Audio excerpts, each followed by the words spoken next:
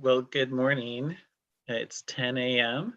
Um, Welcome to the Yamhill County Board of Commissioners special session for December 22nd of 2020. And on my agenda, it doesn't have begin with a flag salute. Commissioners, we're making decisions. So can we do flag salute? Are you guys okay with that? Yeah, okay. Well, I'll begin then. I'll lead us.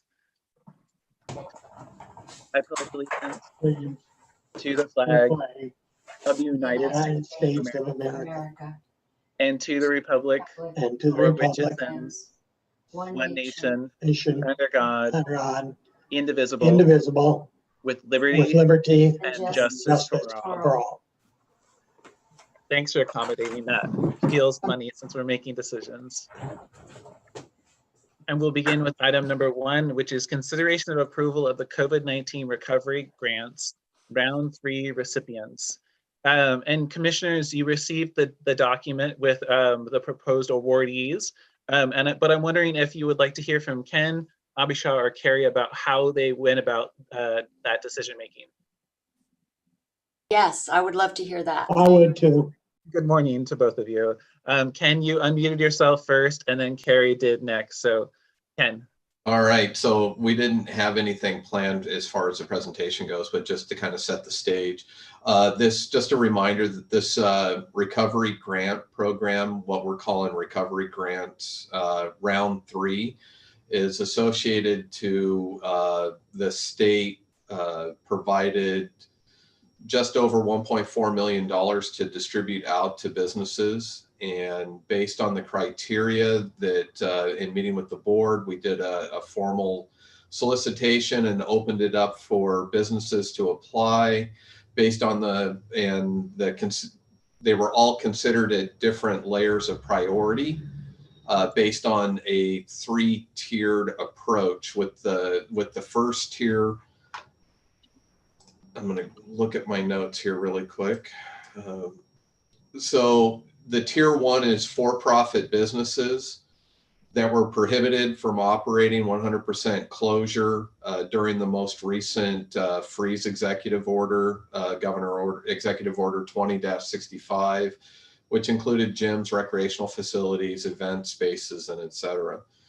The second tier was for-profit businesses that have experienced a significant disruption to their operations due to that same executive order, again with the first 2 tiers. And then there was a third tier that was open, more general in nature, for any other funds that we may have remaining, and that included everything from 501c3 nonprofits to for-profit, but not necessarily directly impacted by that executive order, but it impacted during the pandemic. As we started going through the review and the applications, and I'll let Carrie share what the applications and some of the stats are looking like on the number of applications that were received. I can say that when we went through the process, that all of the funding was distributed under the tier 1 and tier 2. So you won't see any awards for tier 3, because by the time we got through the first 2 tiers, the funding that we had allotted based on the $10,000 grant amounts, we exhausted that. And so what we have is a proposal that funds 144 grant requests. So now I'll turn it over to Carrie, and if I missed anything, or if you just want to share how many applications, or provide an update there. Thanks, Ken. Carrie. Sure. So we had 405 applications. Which was great. Turned out that 359 of them were eligible to continue and to be reviewed for selection. So I listed all of them out. We did, as Ken mentioned, 100% funding of tier 1 with the 20 applications, and that was for $10,000 each, for a total of $200,000. And then the tier 2, we were able to fund 79% of the 157 applications, for a total of $1.24 million. I did have one change I would like to make. However, there was a question raised last night, and after doing a little bit more research, there is an entity, 2 businesses that applied in Sheridan that were both put forward for a recommendation. And it does turn out that it's the same company that has two separate subsidiaries. So I will do another random generator and pick an alternate for that. And I'll just touch base with Abisha and Ken on that. So that will be on your tier 2 awards. Art and Science LLC and Rochambeau Ant Farm. Those have the same tax ID and fall under art and science. So only one of those. I feel will like receive. it's possible that it's art rather than ant, but that's just me. Avisha, what would you like to add to that? And then I was going to ask you specifically, I know that the funding contract made it clear that we needed to reach out to community-based organizations, especially for folks who have language barriers, English language barriers. So if you could address that, but maybe add whatever you would like to. You bet. So I just wanted to clarify the point that Carrie was making, that we have in the past, and even in this grant, would be able to fund a business owner who has two separate businesses under separate EINs, but in this case, it was determined that it was the same EIN. So I just wanted to clarify that, because some types of duplication aren't the same as other types of duplication. So the process for communicating about this grant, SEDCOR did have the grant announcement translated into Spanish. That was the only language we were able to get it translated to in the amount of time that we had. SEDCOR is actively working to secure a translator of the Spanish language and potentially Russian as well, just because regionally we have a large Russian population and we know that that's a growing population. There are others that we would also like to have on board, but we are working toward this. So this is kind of how we're prioritizing. The city of Woodburn actually supported us in that translation. They have a contract with a translator, and they translate a lot of their documents. And so I just want to call that out and give thanks to the economic development team in Woodburn. This is the second time that they have translated an announcement for us. So we shared these English and Spanish language translations out to all of our business organizations within the county. So that's all of the chambers of commerce, all the downtown associations, all of the cities directly. So whether it was shared with city managers and or mayors, depending on the structure of those individual cities. We also asked them to post it in public places like City Hall, library, anywhere where folks are commuting on a regular basis. We also reached out to partners that we're aware of, like Unidos, who are working directly with our Hispanic population to try to make sure that it got out to those folks as best as possible. And then we did everything we could to get it out on social media in both the English and Spanish language as well. So utilizing all of those partners, utilizing the city partners, and then SEDCOR also. Of course, we know that this program had some requirements and it had some recommendations. And so we always need to make sure we adhere to the requirements, and then we do the best we can to meet the recommendations. So we work to get the information out to Spanish speaking populations and as far and wide as we could into the rural parts of the county. We also sent the information out to our tribal partners and asked that they disseminate it as well. In terms of the model of approach and the tiers, we tried to take a regional approach to ensuring that there was access to funds. So we did look at the IRGP model for a regional allocation to ensure that there was an opportunity for our rural communities to access funds. So for example, if we received, 200 of the 400 applications were from the city of McMinnville and only one from Lafayette, that one person maybe wouldn't get fully lost in the lottery draw in the mix of all of McMinnville, but would have an opportunity to have access to some funds. So we took that regional allocation approach, and where any of those communities were undersubscribed, which we did see, we then reallocated those funds against that regional distribution. We looked at the disparity, reallocated that so that if there were rural opportunities that were undersubscribed, that our McMinnville and Newburgh folks did have access to them as well. So we tried not to make it so prescribed that we ended up having funds that were not requested. And we tried to make sure that we took this regional approach for the allocation model on each turn. And we were able to work that through and end up turning over additional spots in each community, opening those up for the lottery draw. I have a question. So Abhisha, when you talk about a lottery draw, can you describe that process? Absolutely. So for example, in this, I'll use the city of McMinnville. For round 2, they had 50 applicants and we had, I believe it was 32, something like that, available awards to make for round 2 in McMinnville. And maybe Ken will pull up those numbers. 43. Say again, 43. Yeah, 43. That was after the second reallocation. So a total of 43, but 50 applicants. So we used an online based random number generator, and we would enter 1 through 50 being our range. And then we continued to randomly generate numbers. That random number generation was our lottery draw.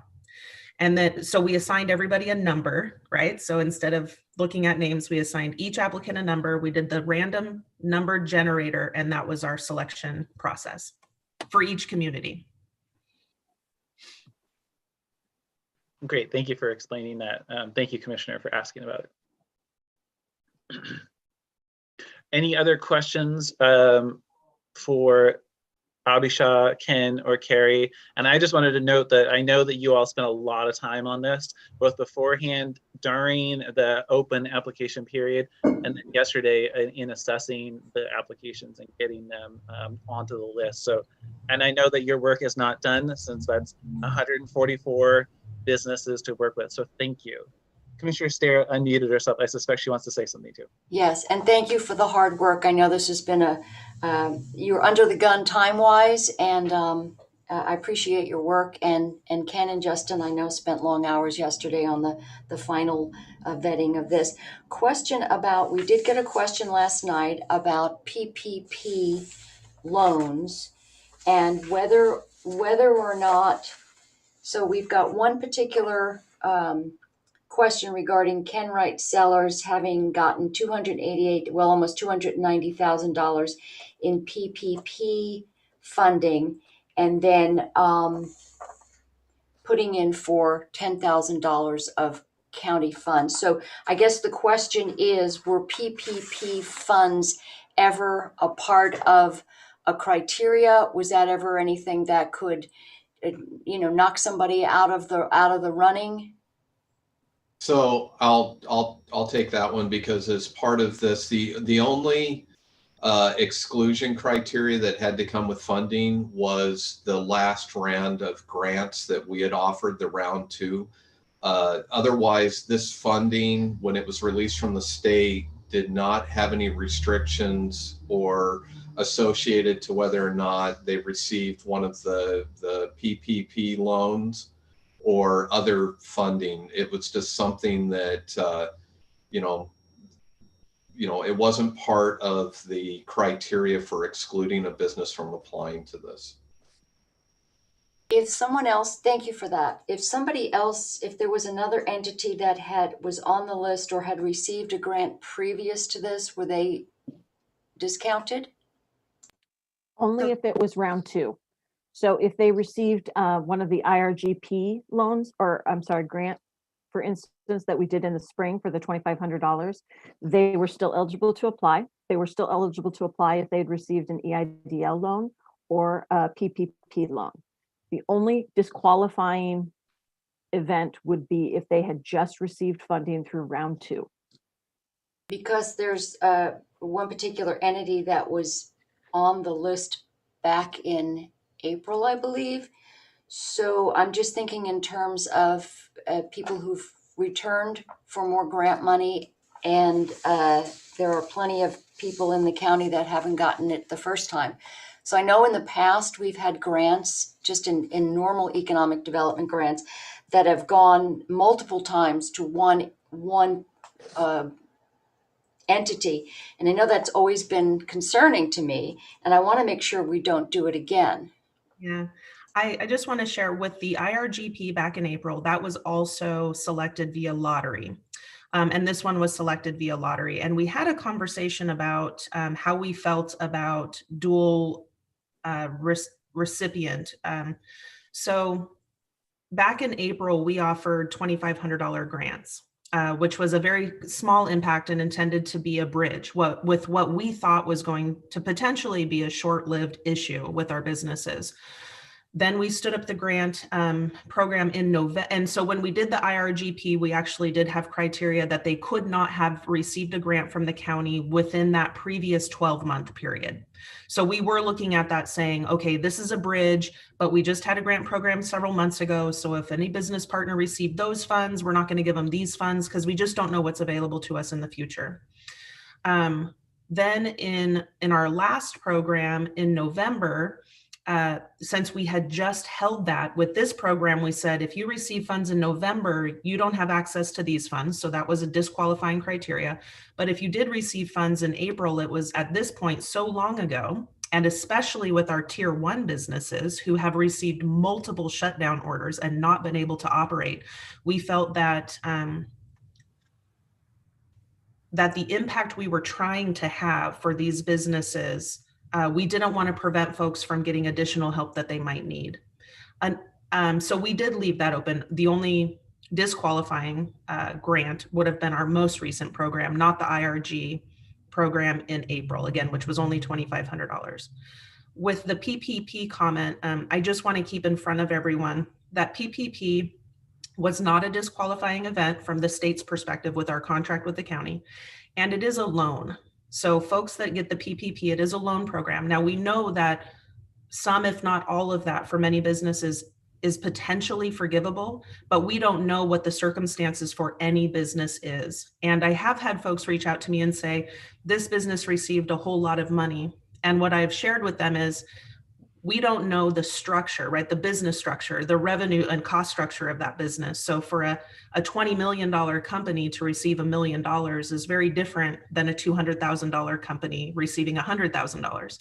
And since we don't know the intricate structure of that business, we have to assume that the PPP application process did what it was supposed to do to support those businesses. And our grant program is doing what it's supposed to do to support these businesses, because we can't compare these apples and oranges, nor do we know whether or not their PPP loan was actually forgiven.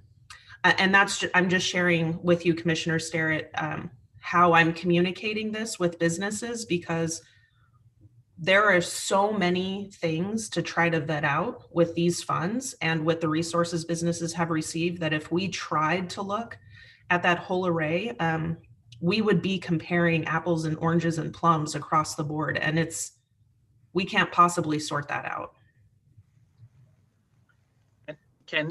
And I would just add that and what Abisha was mentioning as well, is because we also had the tiered approach also built into this, that there's a lot of business sectors or industry that had applied in earlier grants that weren't eligible because they didn't meet the tier 1 or the tier 2 requirements, that even though their businesses are having the impact, they weren't closed.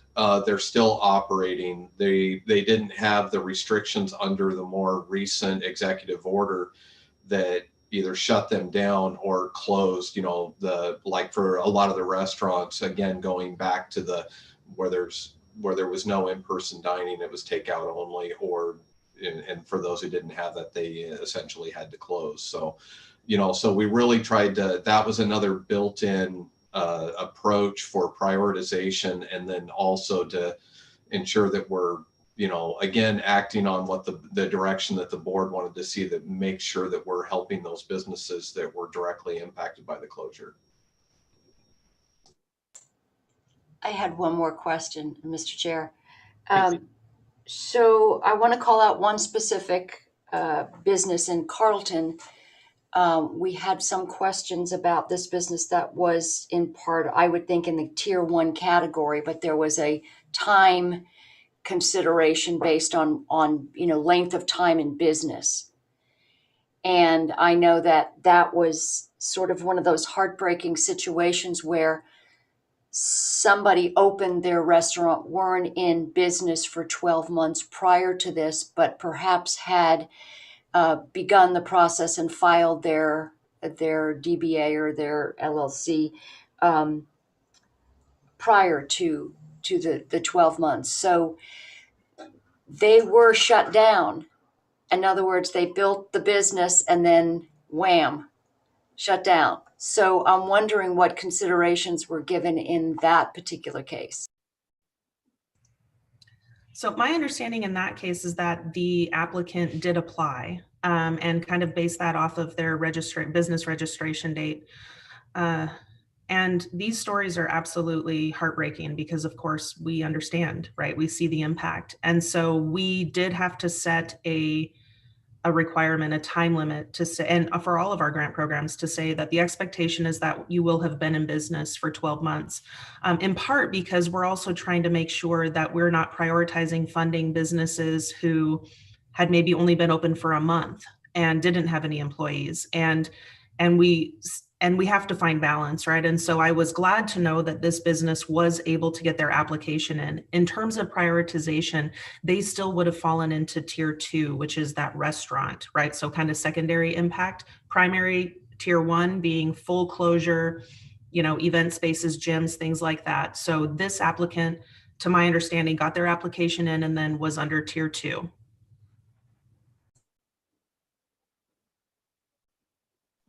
I was going to say that I thought they were under tier 2 as well. I did want to note that there were comments about different requirements, and there were some specific requirements. And I apologize, I was trying to pull it up, the DAS document, the Department of Administrative Services, but they had a couple of very specific things that were required as well. And those were like, be registered in Oregon as a business. I think you can't be behind on your taxes. There was maybe one other one. So I do want to acknowledge that there were a couple of things. And I can share a few of those. So for this program, businesses must be located within Yamhill County, is headquartered in Oregon, and has its principal operations in Oregon. So that language came from DAS. If required by Oregon law to be registered with Oregon Secretary of State to do business in Oregon, then they must be registered. Businesses who have received federal dollars through the Paycheck Protection Program, which is PPP, or the Economic Injury Disaster Loan, EIDL, are able to apply and receive these grant funds. So again, that language from DAS. For-profit businesses are eligible, and this was from us, for-profit businesses were eligible for all 3 tiers of funding. Nonprofits were eligible in tier 3. And businesses with less than 100 or less full-time employees as of November 30th, 2020 were eligible. That was us increasing that employee count, which had historically been at 25. The state gave us the ability to go to 100 and we took it, right? So that we could provide access to those businesses who haven't otherwise had access. And then business in operation for a minimum of 12 months. Those were our eligibility criteria. We also have ineligibility criteria if you want me to share that. Abhishek, I'm sorry, Commissioner. I was just going to ask Abhishek if she could go over just a little bit on the ineligibility of the businesses. You bet. So ineligibility are businesses, organizations recently awarded funds through the Yamhill County COVID-19 Response and Recovery Grant Program. Those folks were not eligible, and we highlighted that this was the program that closed on November 13th. There have been so many state and county grant programs, folks were confused. We got a lot of questions about this. Nonprofit entities that do not have a federal 501c3 status. So again, 501c6 organizations were not eligible for these funds. Businesses that experienced a decline in revenues for reasons other than those caused by COVID-19 pandemic. So that would be seasonal or cyclical businesses by nature. Businesses that are delinquent on federal, state, or local taxes that were due on or before the date of application. So this language came from DAS. Businesses that do not comply with all federal, state, and local laws and regulations. Passive real estate holding companies and entities holding passive investments. Businesses that have closed and do not intend to reopen. And we clarified that this is a business grant program that is not available to individuals, because we received that question and so did our neighboring counties. And And that was all of those items that were highlighted as seeing eligibility, it's straight out of our DOS, our agreement with DAS, except for the part about the grant that closed in November. Can you address the franchise question? In this requirement, we did not receive a requirement from DAS about the franchise question, nor did we include that in this language. So that would suggest, sorry, Commissioner, is it okay if I add on? That would suggest that franchisees would have been eligible, correct? No, actually, Oh, they okay. were ineligible. Okay, that's Based good to know. on? That was one of the criteria that was determined. And I believe that was something that that has been present in all of the previous grant applications as well, is there were no franchises that were eligible.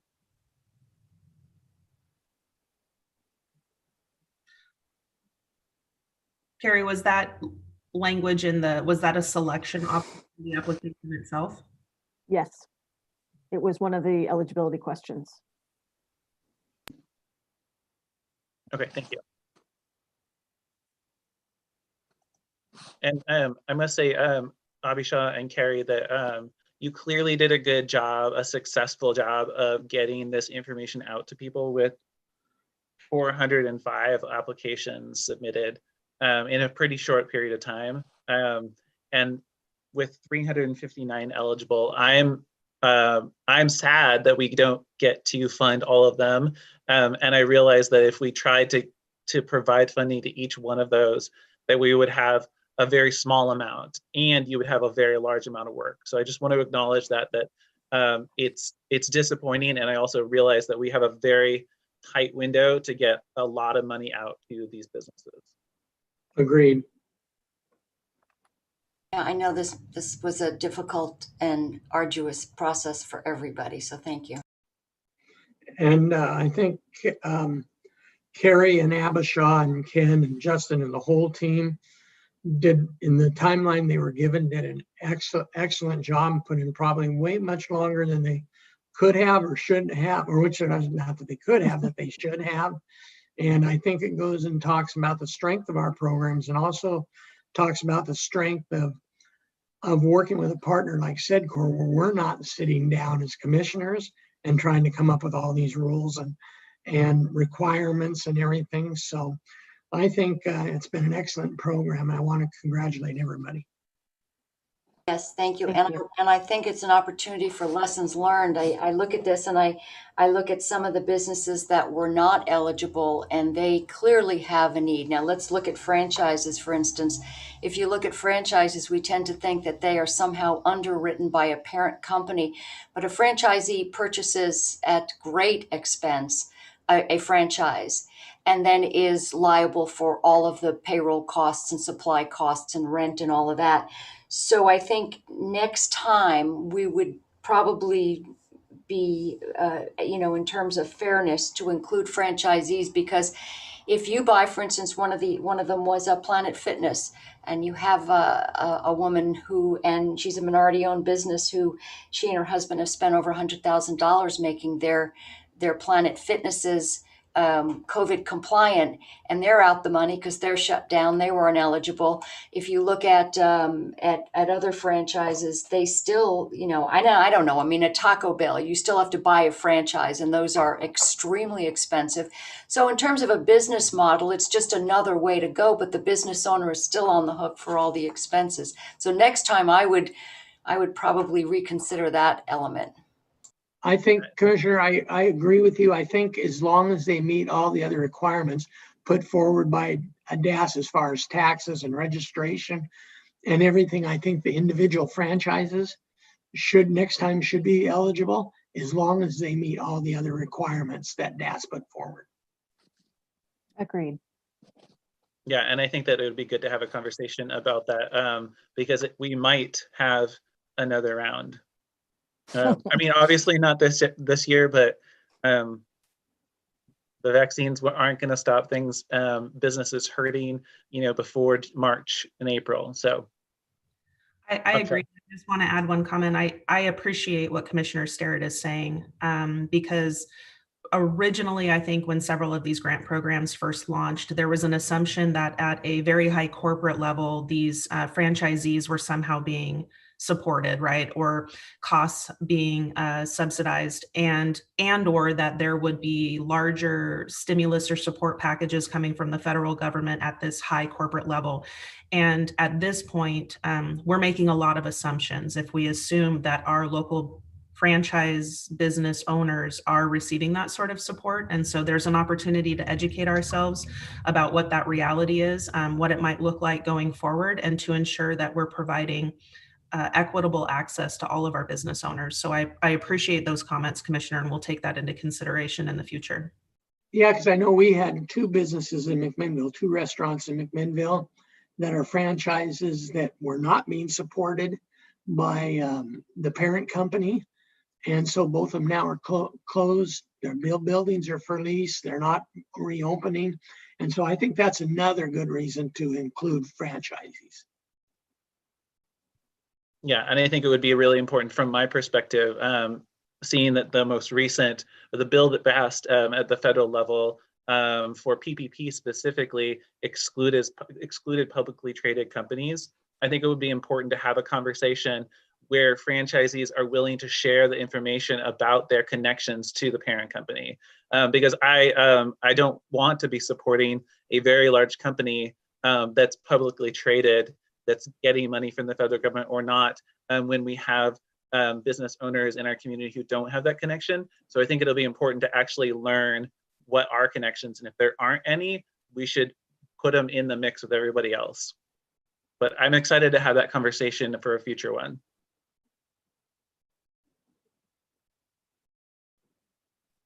All right, commissioners, any other questions? Good questions, by the way. I'm really appreciating hearing the responses to them. No more questions for me.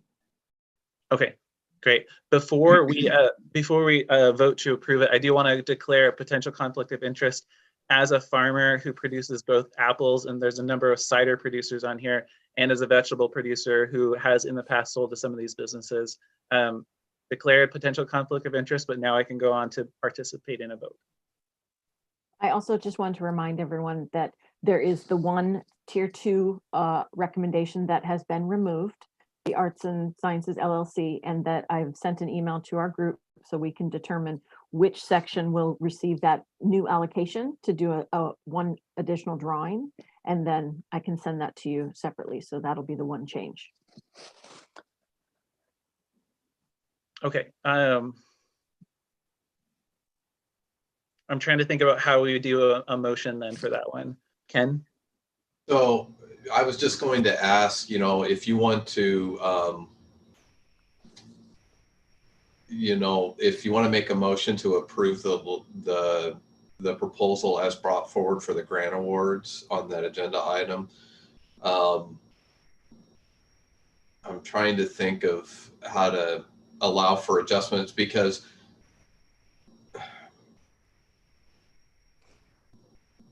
yeah, I'll think about that one. And maybe we'll just have to, we could always come back.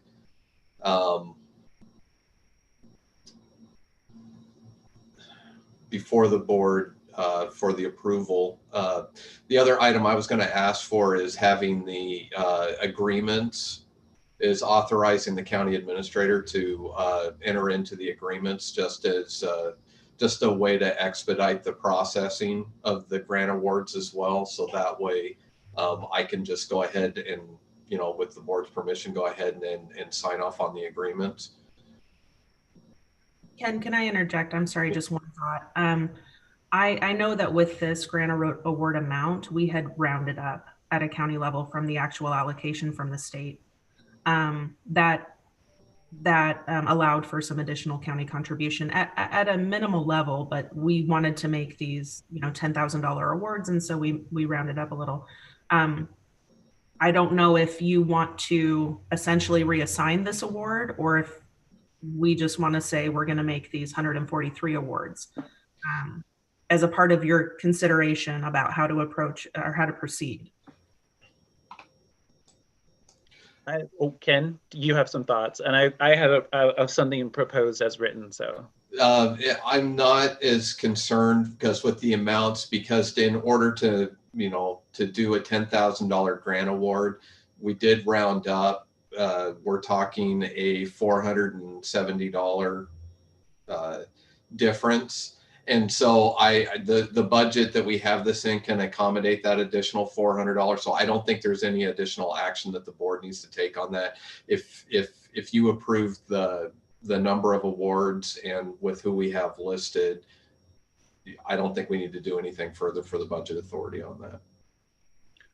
So I had written down something, a motion along the lines of approve the COVID-19 recovery grants round 3 recipients with one identified awardee removed and lottery replaced, and authorizing the county administrator to enter into agreement with each recipient. Does that sound like something that would cover? I think so, Casey. Okay, because that way it's like the lottery is still in effect and that will replace that particular awardee. Well, rather than me trying to read it again, maybe we'll go with that. And as long as Carrie can watch the video again, she'll get it. Carrie Hinton will get it correct. All right, commissioners, all in favor? Oh, any further discussion? Yes, Mr. Chair. I just want to say that unfortunately, these types of processes are inherently unfair. I think about some small businesses who really don't know. They're working all day and they're coming home and they're barely getting through the day, and they don't know about these types of programs. They're not grant savvy. There are people and entities that are very grant savvy and they take advantage of the programs that are out there. And there's nothing wrong with that, other than to say that I think of the little tiny, small, hand-to-mouth mom and pop that are struggling, who don't know about this and inherently are unfairly not included in these types of things. And conversely, I think of the bigger companies that were not allowed to be in this process, who are also facing closure and don't have any other these types of grants that they can apply for. So I just want to say that it is really, I'm so conflicted about approving this because it's inherently unfair, but the process was followed. And that is really, we did have fidelity toward the process that we set out. And so I thank Abisha, I thank Carrie, Ken, and Justin for doing all this work, but it just doesn't feel good. Thank you, Commissioner. All right, all in favor signify by saying aye. Aye.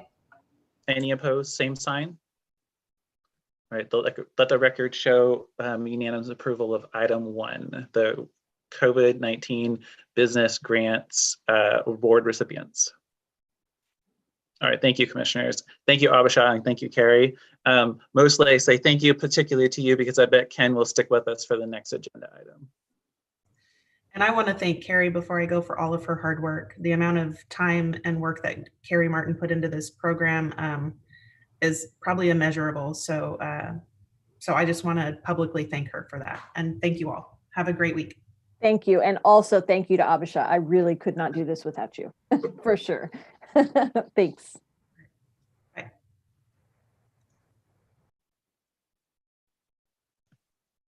All right, commissioners, we will move on to item 2, which is consideration of approval of an agreement between Yamhill County and Yamhill Community Care Organization, replacing the agreement approved by Board Order 19-514, effective January 1st of 2021 through December 31st of 2021. And Commissioner Sterrett, do you want to add anything? This is a big, it's one document and a lot to it. Well, I have several that I've highlighted different things if anybody had any particular questions, but I think that having read it, and I'm sure the commissioners have read it too, those things that I highlighted were probably what would be questioned. So I've got those at the ready, but I will not initiate them. So I would move approval if there are no other questions. Commissioner Olson, do you have any? I'm sorry, that's thank you. After that great comment by Commissioner Starrett, I feel that I just have to support this.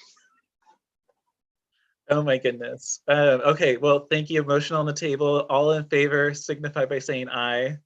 Aye. Aye. Any opposed, same sign. Let the record show unanimous approval of item 2. Item 3 is consideration of approval of an agreement between Yamhill County and Yamhill Community Care Organization for administrative services, replacing the agreement approved by Board Order 19-515, effective January 1st of 2021 through December 31st of 2021. And Commissioner Starrett, is there anything you'd like to add? Well, I will reiterate what I just said. If there are any questions on that particular item, I have them highlighted as well. But I would move approval of item 2. Okay, thank you. And I'm very comfortable with this, having read it. All in favor signify by saying aye. Aye. Aye. Any opposed, same sign. Let the record show unanimous approval of item 3. And Ken, if you want to say anything, feel free to, but we read it and we're ready to move forward, I think.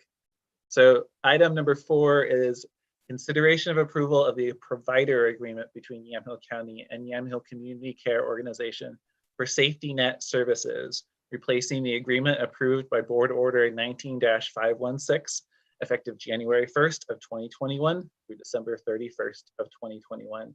And before Commissioner Starrett repeats herself, I do want to say that it's really, really wonderful seeing the services that are provided and as outlined in this contract. Some of the most important things, literally the safety nets in our community. Yeah, Casey, I'd like to add, since we looked at item 2, 3, and now we're on 4, that being all the board orders were consecutive, 514, 515, and 516, that I will make a recommendation that we approve item number 4. Keep Mary off the hook for a minute. She knows, though, how important these services are, and she's on the board of the YCCO, so she also is very aware. Yeah, and I appreciate that. All right, great. There's a motion on the table. All in favor signify by saying aye. Aye. Aye. Aye. Any opposed, same sign. Let the record show unanimous approval of item 4. Item 5 is other business as necessary. Commissioners, Ken or Christian? I think the only thing at this point is talking about, we scheduled this special session for today to take care of, really it ended up being 4 agenda items, but it was really to the CCO contract, because that was action that we needed to take before the start of the new calendar year, and the recovery grants round 3. We had discussions about the possibility of scheduling another session. And I know between now and the end of the calendar year, I just wanted to put it out there, as a discussion that, as is typical of around the holidays, I do have some staffing concerns about whether or not I'd be able to have sufficient staffing to provide coverage for an additional session before now and the end of the calendar year. But again, I just wanted to have that discussion with the board, because if there is a majority of the board that wishes to schedule another session, I'll have to figure out how we're going to do it. But again, I just wanted to have the conversation before we adjourn today, because otherwise this would be our last session until the new year. Ken and Casey, honestly, I think that's a good idea, but I'd like to meet on December 31st so I can tell the county what I really think. December 31st, we had talked about a December 30th meeting, which I have on my own schedule.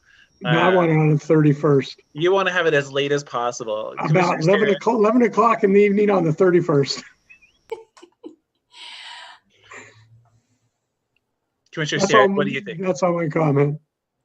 I do appreciate what Ken has to say. I know that our staff work very hard, and time off at the holidays is real important to them. I know that they're in here every day before 8 o'clock and they don't leave till after 5. And it's a long, grueling process. So I think that we need to extend every grace possible to our staff and not require them to come in on Thursdays, because I don't think there's anything, what we had to do today was critical to do before the end of the year. Yeah. I think what we have on tap, we can wait until after the 1st, and I'm looking forward to, really delving into things and not rushing anything. So I would say let's just give our staff some well-deserved time off. Great idea. Hear that, Ken? All right, well, then we'll have to say lots of things to our Commissioner Olson, since this will be his last meeting with us. Well, I'll stay in touch with you guys and let you know how things are. Definitely with Ken, somebody's got, between Ken and Christian, somebody's got to have somebody tell them what to do, so. And remember, Commissioner, there's always the public comment period. That there is too. So I'm sure I'll see you guys around, but these meetings, too bad we had to meet under the COVID situation, because it's good, but it's just not the same as having people in the commission room to take the face-to-face testimony or I should say person-to-person testimony. It just isn't the same. So I'll be glad when we can get back to that. Commissioner, are you not in the office? I can't tell from your background. Are you home? Surprise! I'm in my wife's office. Okay, so I was expecting that you would actually be here today so that we could see you and actually have a conversation with you. After the last meeting, when you surprised me, you think so? I can come in today. I can do that if it's necessary. It would just, I was just hoping for a chance to say goodbye to you, but I hope that we get another chance to talk to you. But if Yeah. that doesn't happen, I just want to say, you've been a delight. Lately, we've just really had a nice rapport, and I appreciate the fact that you've been able to navigate some very touchy subjects and to do it with such an attitude of conciliation, and for that I am grateful, and I hope that you will stay in touch with us, especially if we need your institutional knowledge. I certainly will. I'm just kind of like, I'm not as old and don't have as many years as Bill Gilly, but I have a little institutional knowledge. So, and I appreciate that, Commissioner Sterrett. And I expect to see both of you or all of you after I'm out of office quite a bit. And everybody knows what my personal email is. And Ken has it and everything, and my phone number, and I'll make sure Ken has all the updated stuff to pass on to you guys too. So, but thank you very much. And we'll talk to you after all this COVID stuff is over. And we'll see about getting you onto some of our advisory committees too. I'm sure, that's why I said, Mary said goodbye, and at first I was wondering if she was going someplace, but yeah, I'm sure you will. So you'll see me around. Yeah, thank you, Commissioner Olson. Your presence here has been so wonderful.